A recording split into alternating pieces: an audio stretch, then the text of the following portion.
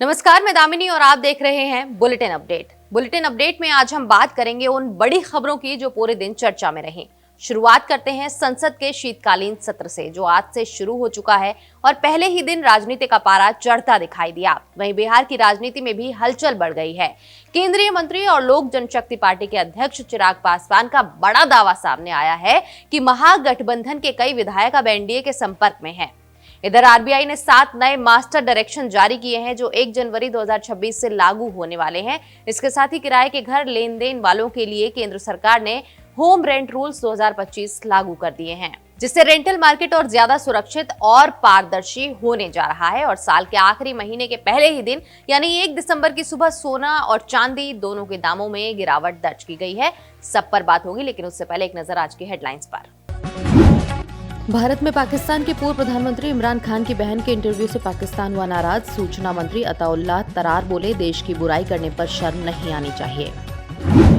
California में एक बच्चे की बर्थडे पार्टी में हुई गोलीबारी, 4 लोगों की हुई मौत, 10 हुए घायल। लोग बोले, हमें लगा कि जश्न में पटाखे फूट रहे हैं। जर्मनी में दक्षिणपंथी पार्टी के खिलाफ 25,000 लोग सड़कों पर उतरे। कहा, हिटलर की विचारधारा मजबूत नहीं होने देंगे। पत्थरबाजी में कई पुलिसकर्मी हुए घायल। पाकिस्तान की फ्रंटियर कॉर्प्स हेडक्वार्टर पर आत्मघाती हमला, मेन गेट उड़ा, 6 लड़ाके अंदर घुसे थे, 3 हमलावरों की हुई मौत। पाक का दावा, बीएलए ने अटैक किया। संसद परिसर में कुत्ता लेकर पहुंची कांग्रेस सांसद रेणुका चौधरी, बोली, ये काटता नहीं, काटने वाले तो संसद में बैठे हैं। इस पर भाजपा ने जताई आपत्ति।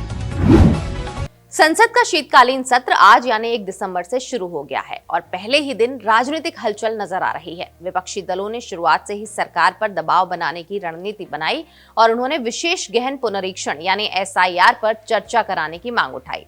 उनका कहना है कि ये मुद्दा जनता के सामने लाना बेहद जरूरी है। वहीं सरकार का स्पष्ट कहना है कि संसद की कार्रवाई बाधित नहीं होनी चाहिए और गतिरोध से बचने के लिए विपक्ष के साथ बातचीत लगातार जारी रहेगी। विपक्ष ने एसआईआर के अलावा कई अहम मुद्दों को भी सत्र में उठाने की मांग की है। कांग्रेस, समाजवादी पार्टी, तृणमूल कांग्रेस और कई अन्य दलों ने राष्ट्रीय सुरक्षा, दिल्ली विस्फोट की पृष्ठभूमि, वायु प्रदूषण, विदेश नीति, किसानों की स्थिति, महंगाई और बेरोजगारी जैसे मुद्दों पर चर्चा करने की जरूरत बताई है। इन मुद्दों को लेकर सभी दलों ने सर्वदलीय बैठक में अपने सुझाव रखे। बैठक में 36 राजनीतिक दलों के लगभग 50 नेता शामिल हुए, जिसमें रक्षा मंत्री राजनाथ सिंह, स्वास्थ्य मंत्री जेपी नड्डा, संसदीय कार्य मंत्री किरण रिजिजू और संसदीय कार्य राज्य मंत्री अर्जुन राम मेघवाल भी मौजूद थे। विपक्ष के प्रमुख नेता जैसे कि कांग्रेस के प्रमोद तिवारी, तृणमूल कांग्रेस के डेरेक ओब्रायन, समाजवादी पार्टी के राम गोपाल यादव और अन्य नेताओं ने बैठक में अपनी बात रखी। सरकार ने इस सत्र में कई महत्वपूर्ण आर्थिक और वित्तीय विधेयक पेश करने की योजना बनाई है। इनमें कुल 9 प्रमुख आर्थिक विधेयक शामिल हैं। सबसे पहला है बीमा कानून संशोधन विधेयक 2025, जिसके तहत बीमा क्षेत्र में विदेशी प्रत्यक्ष निवेश यानी कि एफडीआई की सीमा बढ़ाकर 100% की जाएगी। इसके अलावा केंद्रीय उत्पाद शुल्क संशोधन विधेयक 2025 और स्वास्थ्य सुरक्षा से राष्ट्रीय सुरक्षा उपकर विधेयक 2025 पेश किए जाएंगे। इन उपकरों के तहत सिगरेट, तंबाकू और पान मसाला जैसी हानिकारक वस्तुओं पर नया उपकर लगाया जाएगा। इसका मकसद राष्ट्रीय सुरक्षा और सार्वजनिक स्वास्थ्य के लिए खर्च के लिए संसाधन जुटाना है। वर्तमान में तंबाकू और पान मसाला पर 28% जीएसटी और अलग अलग मुआवजा उपकर वसूला जाता है, जिसे अब नए नियमों के तहत बदला जाएगा। इसके अलावा प्रतिभूति बाजार संहिता विधेयक 2025 को पेश किया जाएगा, जो व्यापार में सुविधा और पारदर्शिता सुनिश्चित करेगा। और इसके साथ ही शेष विधेयकों में दिवाला और शोधन अक्षमता संशोधन, मणिपुर माल और सेवा कर संशोधन, राष्ट्रीय राजमार्ग संशोधन और कॉर्पोरेट कानून संशोधन शामिल हैं। वहीं बिहार की राजनीति में फिर से हलचल देखने को मिल रही है। लोक जनशक्ति पार्टी के अध्यक्ष और केंद्रीय मंत्री चिराग पासवान ने दावा किया कि विपक्षी महागठबंधन के कई विधायक अब एनडीए के संपर्क में हैं।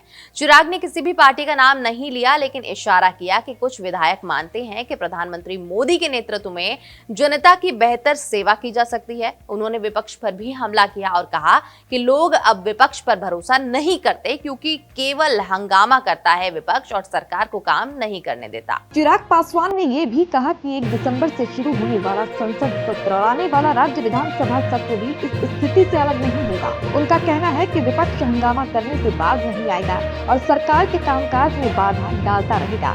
वहीं कांग्रेस ने चिराग पासवान के दावे का सिरे से खंडन किया है। प्रदेश कांग्रेस अध्यक्ष राजेश राम ने कहा कि चुनाव के दौरान अक्सर इस तरह की अफवाहें उड़ती रहती हैं। उन्होंने याद दिलाया कि 2020 के विधानसभा चुनाव में भी सभी 19 कांग्रेस विधायक पार्टी के साथ मजबूती से खड़े रहे। राजनीतिक पृष्ठभूमि पर नजर डालें तो हाल ही में हुए बिहार विधानसभा चुनाव में एनडीए ने 243 में से 202 सीटें जीतकर सत्ता बरकरार रखी। वहीं कांग्रेस की अगुवाई वाला महागठबंधन करारी हार का सामना कर गया। इस चुनावी परिदृश्य में चिराग पासवान का बयान नई राजनीतिक अटकलों को जन्म दे रहा है।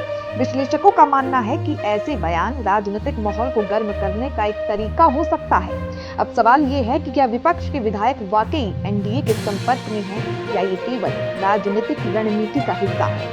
राजनीतिक हलकों में चर्चा है कि आने वाले दिनों में बिहार की राजनीति और भी रोमांचक मोड़ ले सकती है। रिजर्व बैंक ऑफ इंडिया ने डिजिटल बैंकिंग को पूरे देश में सुरक्षित, पारदर्शी और समान बनाने के लिए एक बड़ा कदम उठाया। आरबीआई ने 7 नए मास्टर डायरेक्शन जारी किए हैं जो 1 जनवरी 2026 से लागू होंगे।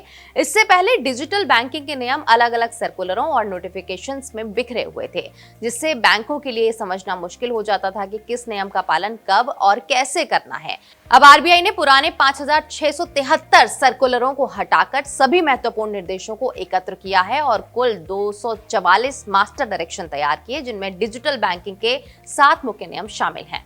रिजर्व बैंक ऑफ इंडिया ने डिजिटल बैंकिंग को पूरे देश में एक समान, सुरक्षित और अधिक पारदर्शी बनाने के लिए एक बड़ा कदम उठाया है। आरबीआई ने 7 नए मास्टर डायरेक्शन जारी किए हैं जो 1 जनवरी 2026 से लागू होंगे। पहले डिजिटल बैंकिंग से जुड़े नियम अलग अलग सर्कुलर और नोटिफिकेशंस में बिखरे हुए थे, जिससे बैंकों के लिए ये समझना मुश्किल होता था कि किस गाइडलाइन का पालन कब और कैसे करना है। इसी समस्या को दूर करने के लिए आरबीआई ने इन सभी पुराने दस्तावेजों को इकट्ठा किया और इस प्रक्रिया में 5673 पुराने सर्कुलर खत्म कर दिए। अब आरबीआई ने सभी महत्वपूर्ण निर्देशों को मिलाकर 244 मास्टर डायरेक्शन बनाए हैं, जिनमें डिजिटल बैंकिंग के 7 अहम नियम शामिल हैं। ये नए नियम देश के किसी भी बैंक पर लागू होंगे, जिससे पूरे देश में डिजिटल बैंकिंग सिस्टम एक जैसा और ज्यादा मजबूत होगा। नए निर्देशों के तहत हर बैंक को अपनी अलग डिजिटल बैंकिंग पॉलिसी बनानी होगी। इस पॉलिसी में बैंक को ये स्पष्ट करना होगा कि वो इंटरनेट बैंकिंग, मोबाइल बैंकिंग और यूपीआई को सुरक्षित रखने के लिए क्या क्या कदम उठाएगा। बैंक को ये भी तय करना होगा कि ग्राहक का पैसा किसी भी तरह के साइबर खतरे से कैसे सुरक्षित होगा। अगर कभी सर्वर डाउन हो जाए, डेटा सिस्टम फेल हो जाए या कोई बड़ी तकनीकी गड़बड़ी आ जाए तो बैंक किस प्रक्रिया के अनुसार समस्या को तुरंत ठीक करेगा।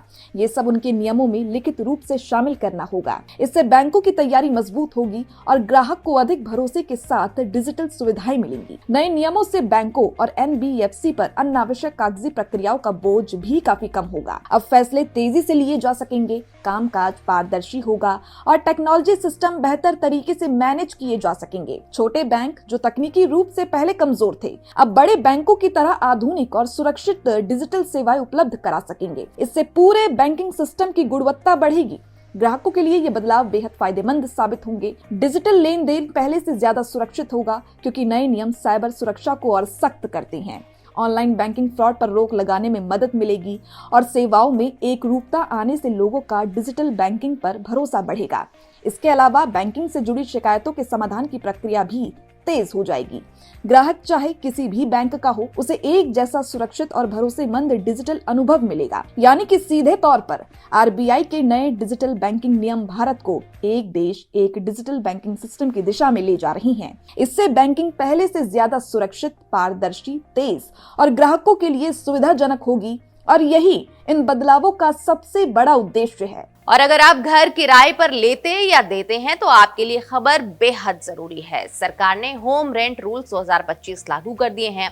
अब रेंट एग्रीमेंट ऑनलाइन रजिस्टर करना होगा। सिक्योरिटी डिपॉजिट 2 महीने तक सीमित रहेगा और किराया साल में सिर्फ एक बार बढ़ाया जा सकेगा। मकान मालिक को इसके लिए 90 दिन पहले नोटिस देना जरूरी होगा। इन नियमों से किराएदारों और मकान मालिक दोनों को सुरक्षा और पारदर्शिता मिलेगी।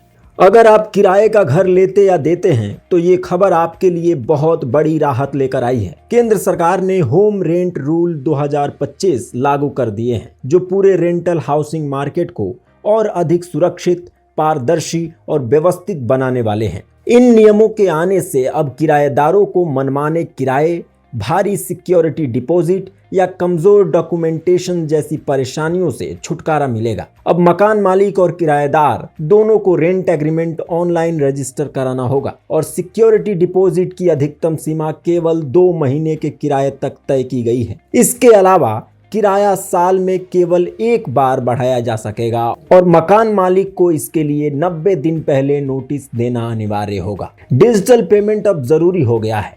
5,000 से ज्यादा का किराया डिजिटल माध्यम से ही देना होगा और 50,000 के ऊपर पर TDS कटेगा, ताकि लेन देन पूरी तरह रिकॉर्ड में रहे। घर खाली करवाने, मरम्मत, निरीक्षण और किराएदार की सुरक्षा से जुड़े सभी नियम अब दस्तावेजों में स्पष्ट रूप से शामिल होंगे। मकान मालिकों की सुरक्षा का भी ध्यान रखा गया है। नए नियमों के तहत डिजिटल स्टैंप लगाना, 60 दिनों के भीतर ऑनलाइन रजिस्ट्रेशन कराना अनिवार्य है और नियम न मानने पर 5,000 तक का जुर्माना लगाया जा सकता है। सरकार ने राज्यों को अपने प्रॉपर्टी रजिस्ट्रेशन पोर्टल अपग्रेड करने और तेज डिजिटल वेरिफिकेशन प्रक्रिया शुरू करने के निर्देश भी दिए हैं, ताकि फेक एग्रीमेंट, पुरानी तारीख वाले दस्तावेज और अवैध बेदखली जैसी समस्या का अंत किया जा सके। इन बदलावों का सबसे बड़ा फायदा बेंगलुरु, मुंबई, हैदराबाद और पुणे जैसे शहरों में रहने वाले लाखों किराएदारों को मिलेगा। कुल मिलाकर अब किराएदार और मकान मालिक दोनों को सुरक्षा, भरोसा और आसान प्रक्रिया मिलेगी और रेंटल मार्केट पहले से अधिक संगठित और पारदर्शी बनेगा।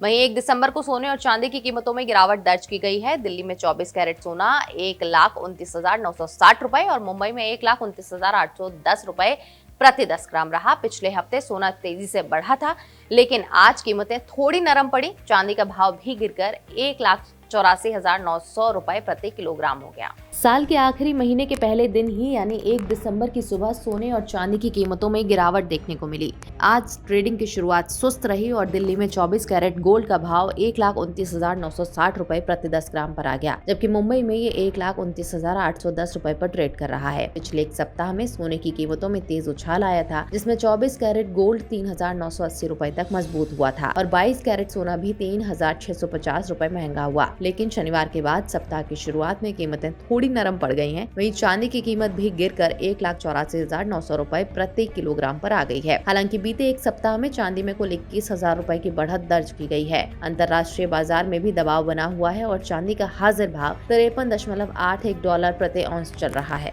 तो आज हमारे इस बुलेटिन में इतना ही। खबरों का सिलसिला लगातार ऐसे ही जारी रहेगा। आप बने रहिए हमारे साथ और देखते रहिए भारत अपडेट।